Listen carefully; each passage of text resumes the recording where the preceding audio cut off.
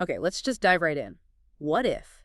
What if everything you thought you knew about how the world works, the basics of international law, sovereign nations, all that, what if it wasn't just evolving, but was like fundamentally flipped on its head years ago by just one document? That's really the core question, isn't it? It's that, well, the reality bending idea at the heart of the sources we're digging into today. We're looking at this really detailed narrative, a whole different picture of the world described specifically in these materials. Exactly. Welcome back, everyone, to the deep dive. Today, we've got quite a pile of documents you've brought in. It's a real mix personal stories, memoir bits, but also some very dense legal arguments and even like blueprints for a future society, all circling around this one thing they keep mentioning the World Succession Deed 14398. And our job today, and just to be crystal clear, is to act as your guides through this specific collection of work. We're going to pull out, look at, and lay out the main claims, the arguments these sources are making about this World Succession Deed 114Z98. We'll cover its supposed origins, the ways the authors say it works globally, its alleged effects, and yeah, this pretty radical vision for the future that the sources link directly to the deed's legal footing. Everything we talk about is coming straight from these sources. Yeah, and the authors, they make this huge claim right up front. They don't talk about this World Succession Deed, Warrant 4298, like it's a concept or an idea. No, they state it's real, legally done, hugely important. A document, they claim, has already changed the whole global legal game permanently. They argue it doesn't just tweak international law, it completely breaks the old mold. It's a pretty stunning place to start, just based on what's written here. It really is stunning. And it's so important as we go through all this fairly complex stuff that we keep stressing our role. We're here to understand and explain what the sources are saying. We're not verifying it. We're not backing it. We're not arguing if it holds up outside these pages. Our focus is just to unpack the story, the logic, the vision inside these documents so you can get a clear picture of the world they're describing. Okay, let's tackle the big one first. The World Succession Deed 14098 itself. The way the sources talk about this document, it's powerful stuff. It's not just, another piece of paper. No, not at all.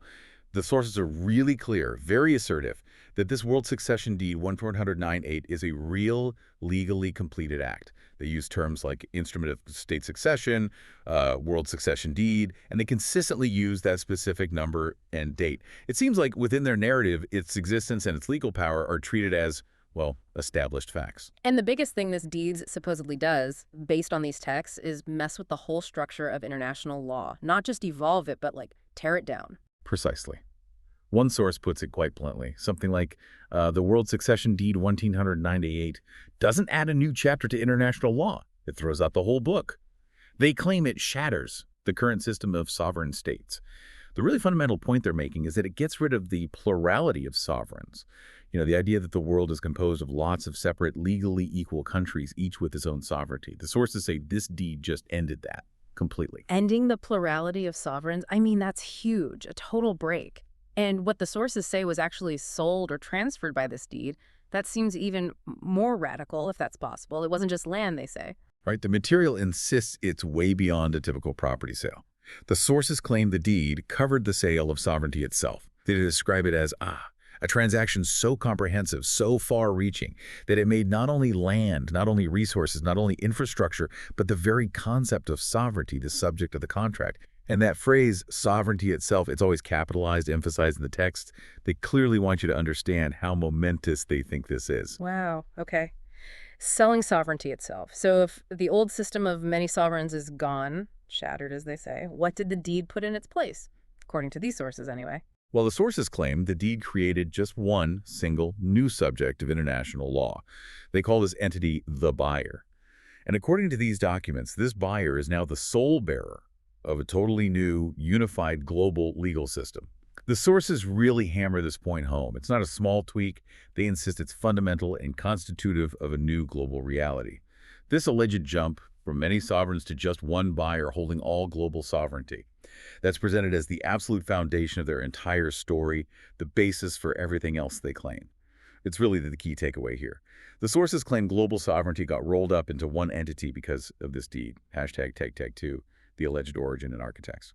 All right, so if this World Succession Deed 1498 is claimed to be this, game-changing legal document, where do the sources say it actually came from? They seem very specific about the location and timing. They are very specific. The sources claim the deed was formally executed on October 6, 1998, and the place, the Turin Barracks, specifically an area called Kreisberg, which is in Zweibrücken, Germany. It's Zweibrücken. Okay. And why there? Why this specific, maybe seemingly unremarkable spot? Why do the sources say this place was so important? Well, the sources describe the Turin Barracks as having crucial strategic and legal importance. They even call it a legal melting pot. The reason they explain is that its legal status was incredibly complex, sort of layered. Part of the barracks area had been given back to the Federal Republic of Germany, the FRG, by the U.S. forces who were there before. So that part was connected to regular German utilities subject to German law, presumably. Okay. But, and this is the crucial bit according to the sources, another large part of the same barracks complex was still being used extraterritorially by the Dutch Air Force, and they were operating there for NATO under the rules of the NATO Status of Forces Agreement, the SOFA. Hold on, extraterritorially. So a status of forces agreement, a SOFA, that's usually an agreement between countries about the troops stationed abroad, right? But extraterritorial implies that this Dutch NATO part was somehow legally separate from German jurisdiction, even though it was physically inside Germany. This mixed German public law areas and NATO SOFA extraterritorial areas all jumbled together on the same property. This is what the sources are calling the unique legal constellation. That's exactly it. The sources really focus on this complexity. They claim the genius, or maybe the trick, depending on how you see it, of the deed was that it was supposedly designed to sell this entire complex area as a unit, not piece by piece, but as a unit with all rights and duties as well as components. And that included all the stuff needed to run the place, the heating system, power transformers, a utility ring line, communication networks, everything integrated.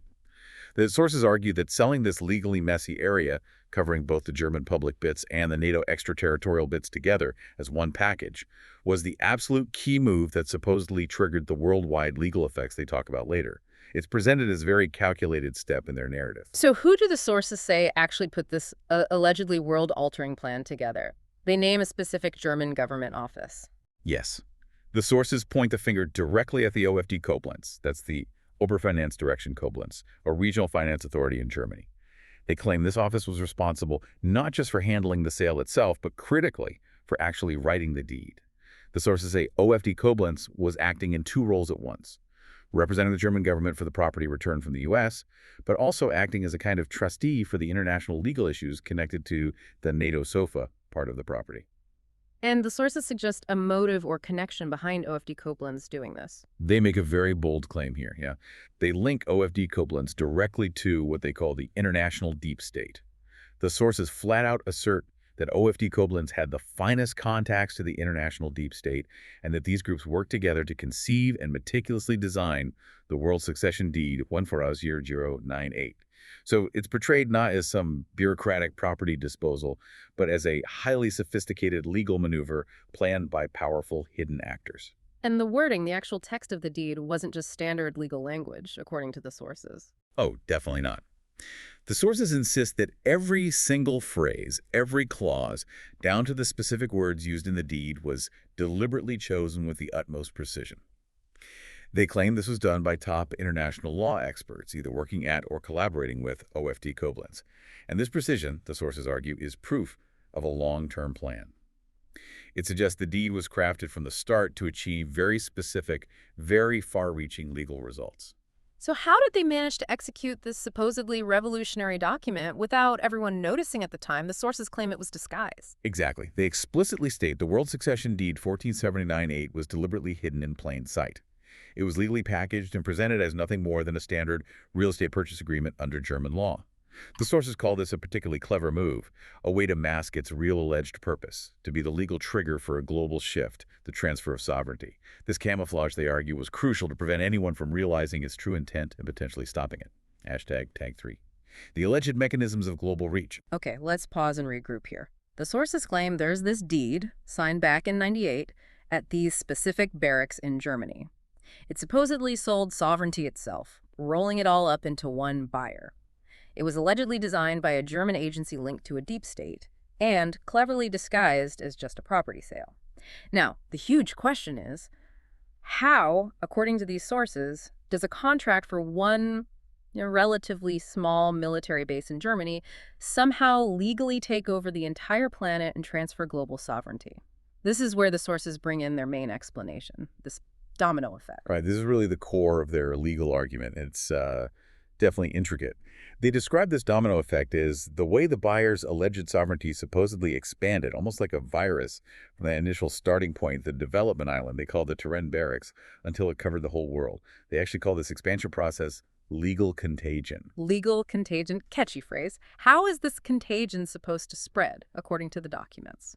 Well, the sources lay out two main principles they claim drive this spread: the network-to-network principle and the country-to-country principle. The network-to-network idea is really central. The argument goes like this. Because the original property sale included vital infrastructure communication lines, energy connections, the legal status of that initial island automatically spread along any physical or functional links. They claim that if one network becomes legally encompassed, then any other network connected to it, physically or functionally, as of the day the deed was signed, also automatically falls under the same legal umbrella. Okay, so which networks specifically do the sources say were the main carriers, the main vectors for this supposed legal contagion? Telecommunications networks get a lot of focus. They mean the actual physical stuff, fiber optic cables, major internet connection points, the IXPs. The sources even name DECIX in Frankfurt, calling it the world's largest, sort of implying its global importance here.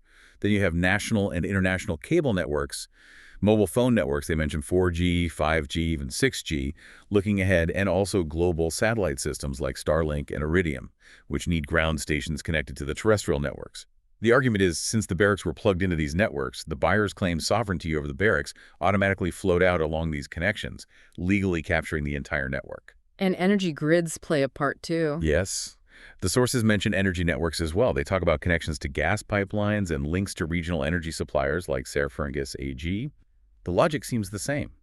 The physical tie-in of the barracks energy systems to these bigger grids allegedly brought those grids under the buyer's sovereignty via that network-to-network principle. What about military stuff? Strategic infrastructure? Yes, that's absolutely critical in their explanation. NATO infrastructure. Since part of the barracks property was under NATO's SOFA rules, the sources claim that when the deed encompassed that area, it also encompassed NATO's infrastructure connected to it. This includes things like major pipelines, they name the Central European Pipeline System, CEPS plus strategic communication lines, and wider logistics networks. The sources argue that NATO's previous exclusive rights over all these facilities were effectively transferred to the buyer as part of the deed. This significantly broadened the buyer's supposed legal reach across these vital international networks. So beyond these sort of physical network connections, the sources also claim that big international treaty systems, especially NATO and the UN, were somehow pulled into this new legal structure created by the deed. How do they explain that part? This is another really key legal mechanism they describe. They argue the World Succession Deed 1398 functions as a supplementary deed. What that means, according to the sources, is that it effectively integrates and reinterprets existing treaty networks. It sort of layers itself over them, giving them a new legal context under the buyer's claim sovereignty. The main focus here is on the NATO treaty system and the UN system, and the UN gets pulled in largely through the International Telecommunication Union, the ITU. Okay, let's take NATO first. How do the sources say the deed changed NATO's legal standing? They make a very strong claim here. They argue the deed essentially absorbed NATO and fundamentally changed what it is. They assert that under this new legal framework, the NATO Status of Forces Agreement, SOFA, which is normally a basic agreement between sovereign countries about their troops, it loses that function. Why? Because there's allegedly only one sovereign, now the buyer. So, according to the source's logic, the SOFA becomes just an internal administrative order within the buyer's new global legal system. The sources explicitly say this means NATO, the organization, loses its state agency, its status as a body representing the combined sovereignty of its members within this new reality the deed supposedly created. And the UN. How does a deed for a barracks in Germany, even one with NATO links, supposedly rope in the entire United Nations system under this buyer, according to the source material? It's a bit of a multi-step argument they present. First, they kind of suggest that since NATO often acts with UN approval or coordination, NATO getting pulled in by the deed implies a sort of de facto consent or integration of the UN system too. But maybe more importantly, they focus heavily on the International Telecommunication Union, the ITU. That's the UN agency that sets the global rules and standards for all telecommunications networks. Right. So the sources argue, since the buyer allegedly gained sovereignty over the world's telecom networks through the domino effect starting at the barracks, and since basically every UN member state has to follow ITU standards to use those networks, well, this reliance implicitly binds all UN members to the new legal reality governing those networks. And what's the supposed result of this for the UN itself? The sources argue that, just like the NATO SOFA, the ITU's rules allegedly change from being international law agreed upon by sovereign states into simply internal administrative regulations under the buyer's authority. And as a result, they claim the UN itself is legally downgraded. It becomes essentially just an administrative and coordinating body that operates within the new global legal framework established by the buyer, who, according to the sources, is now the one true sovereign. It sounds like there's a specific bit of wording in the deed that's supposedly doing a lot of heavy lifting here, connecting all these treaties. Oh, definitely. The sources come back again and again to the importance of the phrase, with all rights, obligations, and components that's apparently in the World Succession Deed 120-98. They argue this isn't just standard legal fluff, it's the actual legal hook. It's what allegedly supplements all the pre-existing treaties, NATO, UN, and presumably any others connected through the networks, folding them into one single overarching global treaty structure, all under the buyer. The sources claim this creates a total unity of agreements. And what that means, they say, is the buyer automatically acquired all the rights and also took on all the obligations contained in those countless older treaties as part of the deal. Okay, but the sources must address the obvious point. If this massive legal shift happened way back in 1998, why does the world, look like it's still run by sovereign nation states?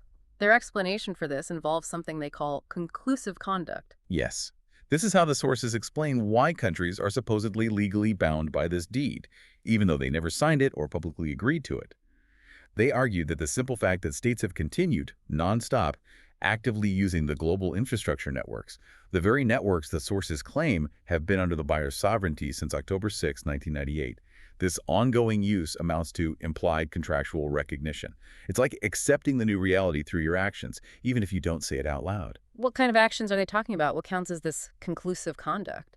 The sources list pretty much everyday activities of governments that depend on these global networks. Things like sending official emails, running government websites hosted online, sending diplomatic messages, transmitting military orders, making international money transfers, using systems like SWIFT, using satellites for navigation or spying. The sources argue that every time a state does one of these things after October 6, 1998, it's a positive action. And that action inherently relies on, and therefore legally accepts, the underlying legal basis of the network being used, which, according to the source's claim, is now the buyer's sovereignty established by the deed. It's like you're using the plumbing, so you're accepting the landlord, basically. And they use a specific analogy to make this point clearer, right? They do. A rather vivid one about picking fruit. The sources argue it's legally inconsistent to keep taking and enjoying the fruit from a tree that's using the global networks, while at the same time denying that the owner actually owns the tree, denying the buyer's claimed sovereignty over those networks. They claim this continuous use is the legal mechanism, the conclusive conduct by which states have effectively, if implicitly, agreed to the new global legal order under the buyer. And one last piece of this mechanism puzzle. The sources make a very specific point about legal jurisdiction based on the deed mentioning a town called Landau in der Pfalz. Yes. They describe the inclusion of Landau in der Pfalz as the place of jurisdiction in the World Succession Deed 1498 as an ingenious move, even a legal masterpiece. Their argument is that because Landau itself allegedly became part of the buyer's consolidated sovereign territory through that network-to-network domino effect, because its own networks were connected back to the barracks networks, this means the buyer now holds sole competence, basically exclusive international legal authority or judicature over anything related to the deed itself. And since the deed allegedly swallowed up all those NATO and UN treaties, the buyer's jurisdiction extends to all of those too. And the upshot of this claim about Landau's jurisdiction is...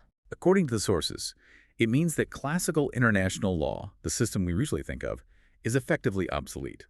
It's been superseded by the buyer's worldwide jurisdiction, headquartered, legally speaking, in Landau.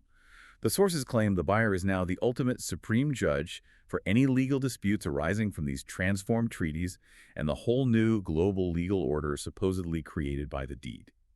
It's presented as a complete replacement of the old system of international justice. Hashtag Take 4. The alleged persecution of the buyer and the NWO plan. So we've laid out the source's claims about the deed itself, where it supposedly came from, and these complex mechanisms, they say, gave it global power.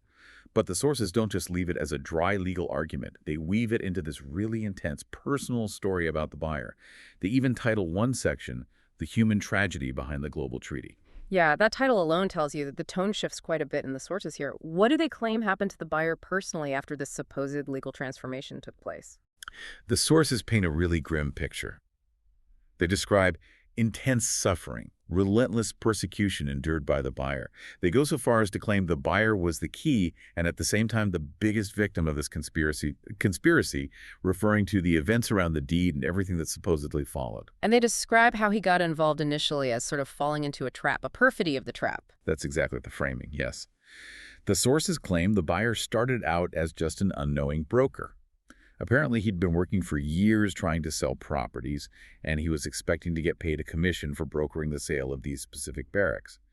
But, the sources assert, he was denied his commission. And then they claim he was lured into the trap. How? By being offered the property itself, the Turin barracks, including the deed as compensation instead of cash. The critical claim here is that the buyer accepted this deal without having any idea about the true nature or the massive global legal implications of what he was actually acquiring. Because remember, the deed was allegedly disguised as just a normal real estate contract, so he thought he was getting some property. The sources claim he accidentally became the world's sovereign. And what do the sources claim started happening to the buyer once this alleged new legal reality was established, with him at the center? The accusations laid out in the sources are really serious and extensive. They allege the buyer has faced constant persecution, deception, destruction, expropriation, absolutely everything, and again and again. They talk about the use of Secret Service decomposition methods against him. These are supposedly techniques aimed at totally ruining a person's life, reputation, everything. The sources claim there was a huge press incitement campaign alleging something like approx. 450 newspaper articles full of lies were published against him all across Germany. And they claim legal attacks as well. Oh, yes. The sources mention fictitious judicial persecution in approx. 1,000 court cases. They claim the original property, the Kreuzberg barracks area, that initial legal island, was, quote, illegally sham foreclosed. They allege the buyer and his mother were kicked out of the property, legally declared to be de facto free of people, which sounds like a way of saying they had no legal standing or presence there anymore. And they even claim he wasn't accepted when he tried to go abroad. The sources detail extreme personal difficulties, claiming the buyer endured 55 illegal groundless forced evictions in 3.5 years all over Germany, often having his utilities cut off, leaving him homeless repeatedly. There's even a very specific, quite violent incident described involving his mother. There is. One source gives this disturbing account of an alleged attack on the buyer's mother that happened at a notary's office. The sources claim attackers tried to throw her over a railing, which caused her to drop a load of files she was carrying. In the struggle, she supposedly suffered a broken rib and had her shirt torn. The account says she managed to escape, very distressed, and then contacted the police and the buyer. And the sources have an interpretation of what that alleged attack was about. A very specific one. They frame it as nothing less than a successful covert operation by foreign services under the eyes of Germany. They speculate about why the attackers did it, suggesting they might have been specifically trying to harm the mother, or maybe they were willing to accept her death if she hadn't dropped the files. The implication seems to be that the files themselves, perhaps containing crucial evidence or information about the deed, were the real target of the attack. So why? According to the sources, why would Germany, or these shadowy deep state groups they mention, go to such extreme lengths against the buyer? They connect it all to a scheme they call the plaintiff trap, and this overarching goal of setting up a New World Order, or NWO. Right. The sources claim that Germany, or these entities, allegedly started this campaign to destroy the buyer based on a fundamental misunderstanding, an illusion, they call it. The illusion was supposedly that by damaging the buyer or forcing him into a corner, they could somehow legally grab the rights granted by the World Succession Deed, the rights the sources insist belong solely to the buyer. This specific alleged strategy, the plaintiff trap, was designed to put so much pressure on the buyer, persecution, the evictions, the legal cases, that he would have no choice but to sue Germany and the German court system to try and protect himself and his property rights stemming from the deed. This pressure to sue is what they call the blackmail of the process. And the end game of this alleged legal blackmail, what was the ultimate objective, according to the sources? The sources claimed the goal was to get a formal judgment from a German court that specifically addressed the World Succession Deed 498. Why? Because, within the legal framework the sources describe, such a German court ruling would supposedly make the deed and all its implications, including the transfer of global sovereignty, internationally legally binding, and crucially, it would permanently shift the jurisdiction over the deed, and therefore over the entire world, to Germany. This moment, the moment a German court rules on the deed, is referred to in the sources as the planned Trigger Day X. It's supposedly the day the planned New World Order, NWO, under German control, would officially begin. But the sources claim this plan hasn't actually worked, and the reason it hasn't worked is because of what the buyer has done, or rather hasn't done. Exactly. This is a really central piece of the sources' narrative about the buyer's alleged role. They claim he understands this whole trap, and because he understands it, he absolutely refuses to file any lawsuit in the FRG and the German courts. The sources assert that he silently endures everything, all the alleged persecution, and that by not suing in Germany, he is single-handedly protecting us all from the evil plans to establish an NWO. So his suffering, the way the sources describe it, is actually presented as a kind of sacrifice for the world. That's precisely how the sources frame it. They argue that as long as no German court issues a judgment on the deed, the buyer remains the legitimate subject of international law who holds all the rights from that deed. And therefore, according to their legal argument, any harm done to him, any violation of his rights, actually triggers potential international criminal charges against the politicians and groups involved in the alleged persecution. The sources suggest this is why Germany, despite allegedly doing all these things, has to publicly play dumb about the whole situation, because acknowledging the deed or the buyer's status could expose them to that international criminal liability.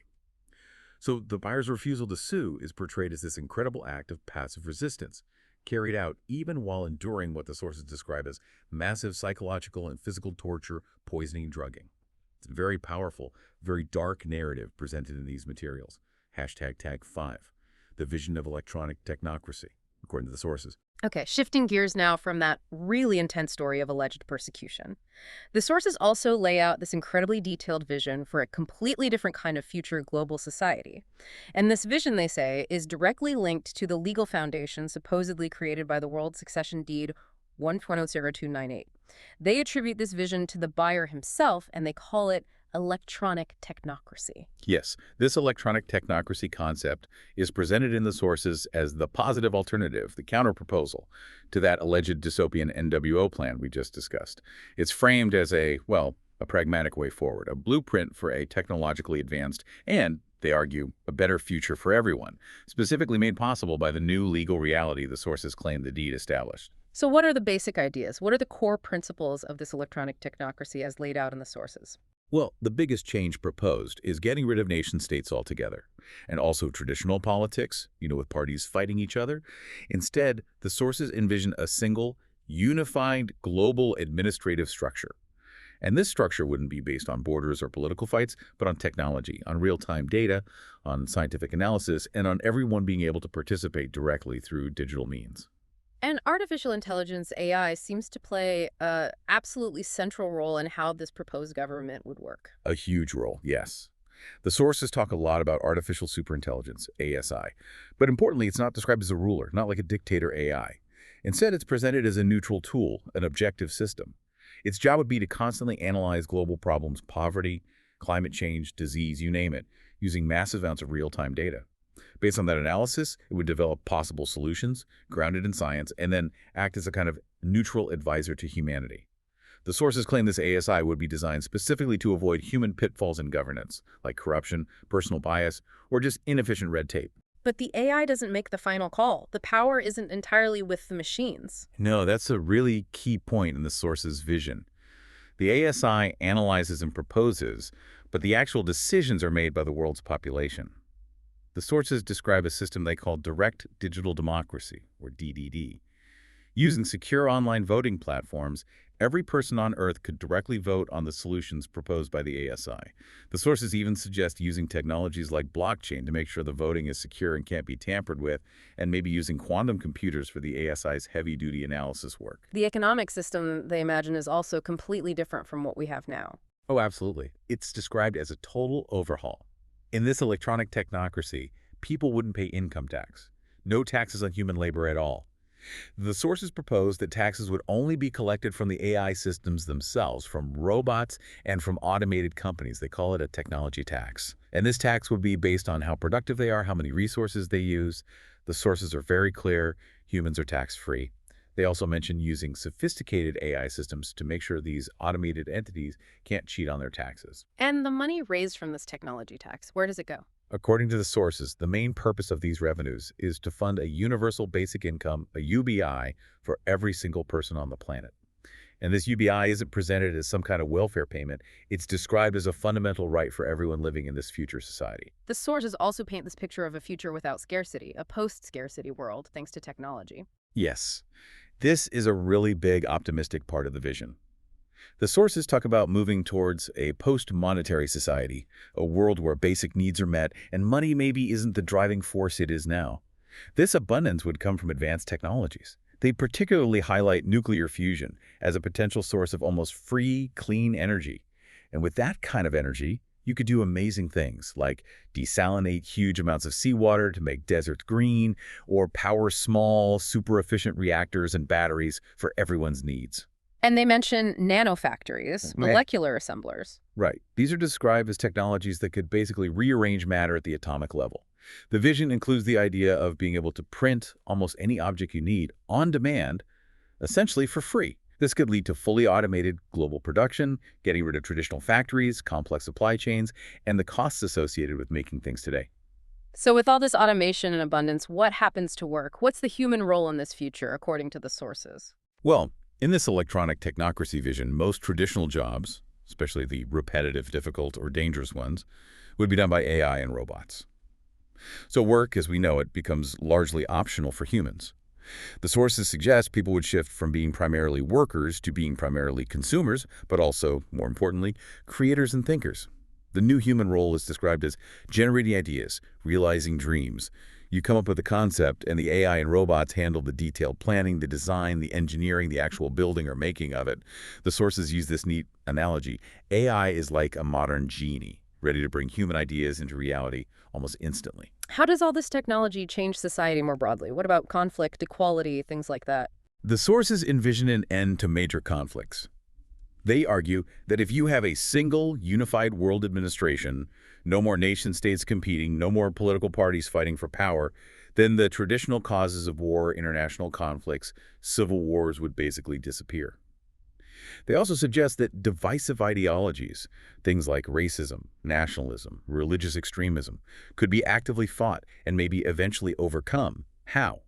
Through fact-based problem-solving led by the objective ASI, combined with the collective decisions made by the global population through that direct digital voting system. And equality gets a boost. That's the claim. The sources talk about achieving real gender justice, guaranteeing freedom of sexual orientation, and giving people full autonomy over their own identity, choosing their gender, choosing their name.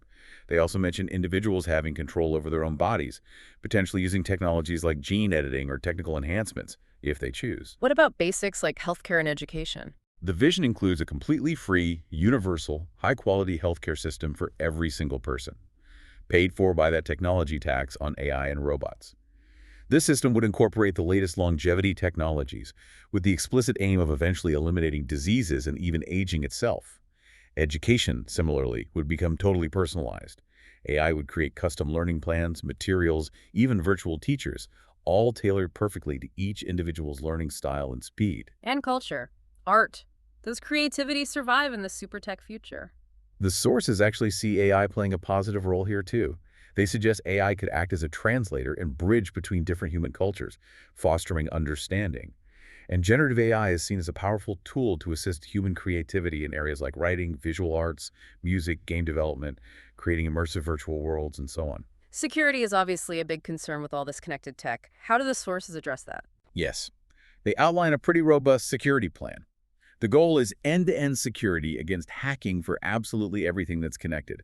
This would involve things like a single global standard for strong encryption, adopting a zero-trust approach where no device or user is trusted automatically, using secure hardware components everywhere, and having AI and blockchain systems constantly monitoring all digital activity, especially financial transactions, to spot and stop crime and ensure everything is transparent. Are there things that are specifically forbidden in this vision? Yes, two big ones are mentioned: the complete abandonment of all military forces and a global ban on private ownership of guns. And finally, the sources touch on new ways people might actually live day to day. They do. They paint pictures of innovative places to live, like highly sustainable smart cities. These might even include floating cities on the ocean, underground communities, buildings genetically engineered to grow themselves, or even massive skyscrapers reaching into orbit.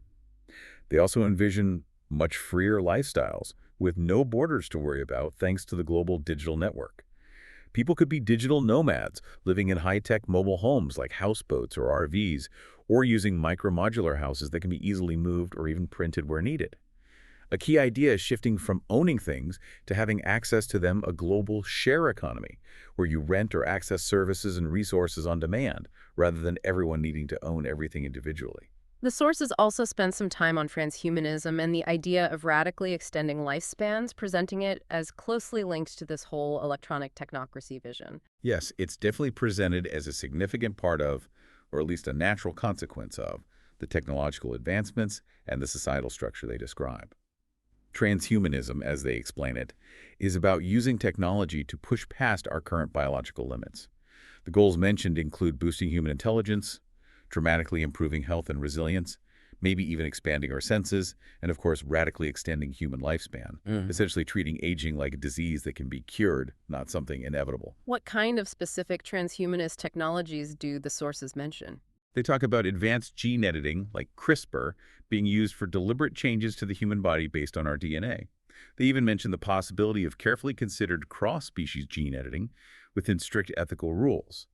Synthetic biology. The idea of programming DNA like software is discussed.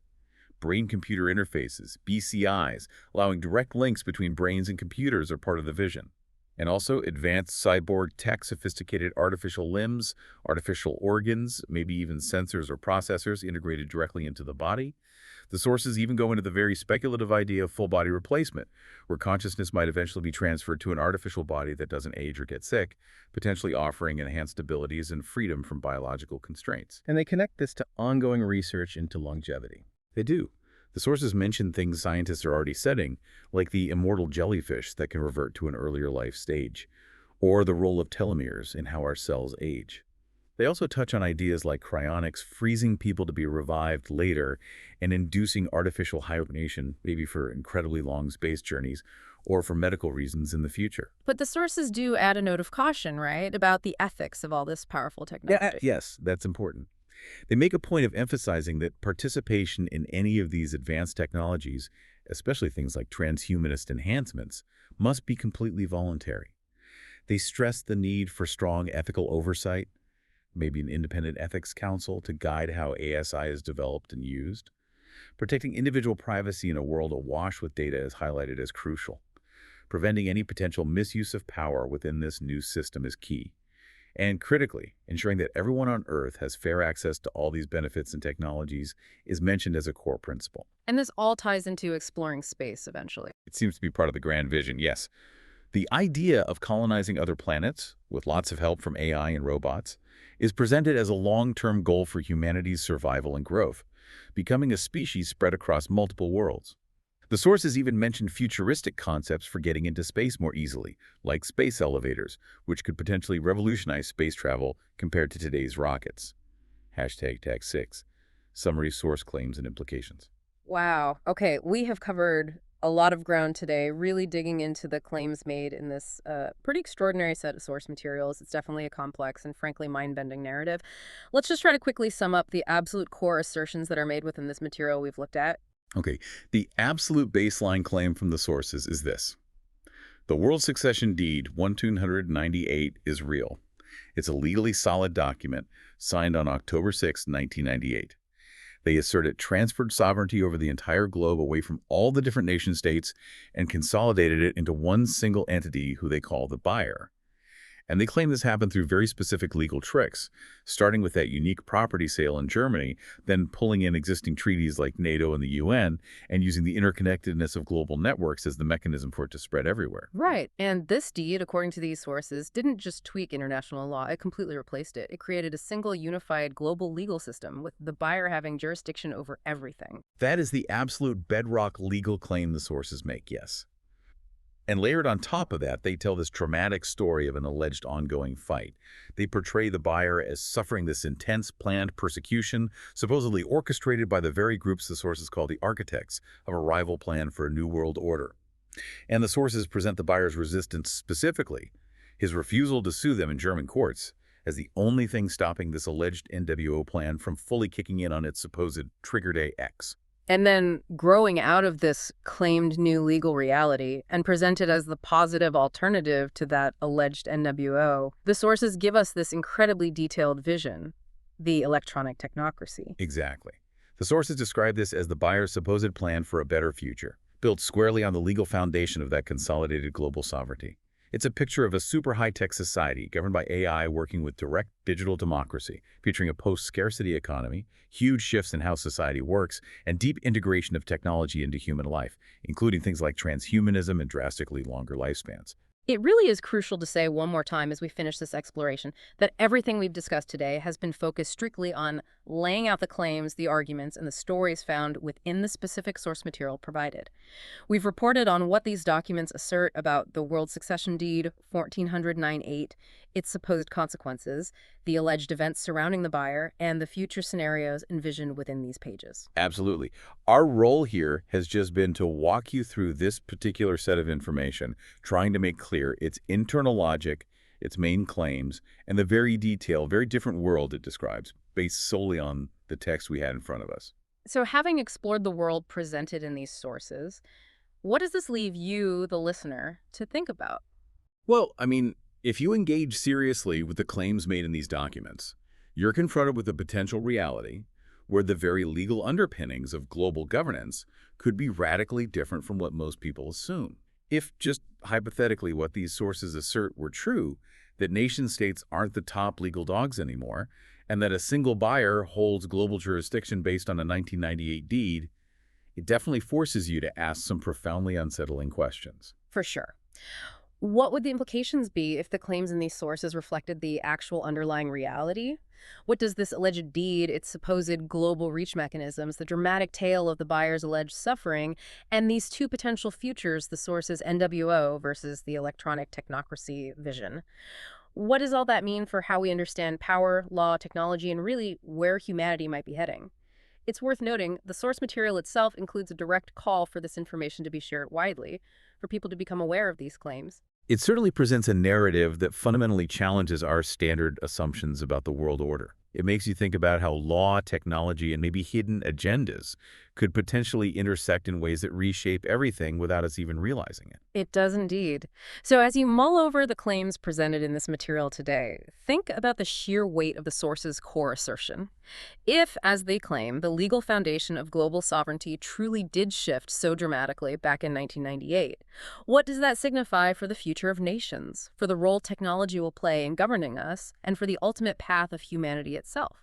Quite a framework to consider. It truly is a deep dive into a world presented as already transformed. Thank you for joining us for this deep dive into the sources concerning the World Succession Deed 1400R98.